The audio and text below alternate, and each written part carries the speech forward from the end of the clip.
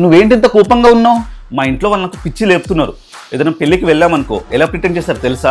కలిసి ఉంటే కలదు సుఖం అన్నట్టు బిహేవ్ చేస్తారు.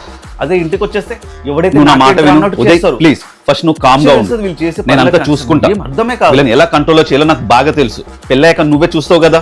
ఈ రోజు మమ్మీ దగ్గర పర్మిషన్ తీసేసుకున్నా శాండ్విచెస్ చేస్తానని. నేను 10th క్లాస్ అన్న కూడా వచ్చి తింటే ఎంతో బాగుండు. నువ్వు ఒక్కడికి రాలేవా? ఒక్కడికి రావడానికి చేత కాదా? ఎప్పుడు ఆయన తీసుకొని రావాలా?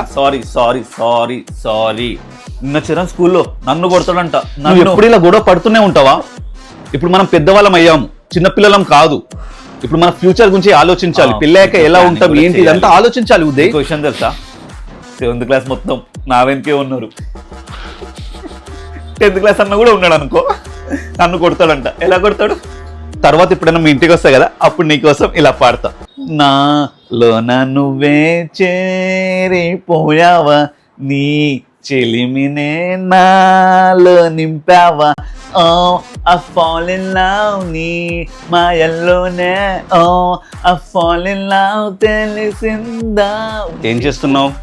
ఒకసారి డాన్స్ ప్రాక్టీస్ జరుగుతుంది. డాన్స్ అండ్ సింగింగ్ ప్రాక్టీస్ జరుగుతుంది. చూసుకోవచ్చి పర్ఫార్మెన్స్ నన్ను చేసి చూపిమంటావా?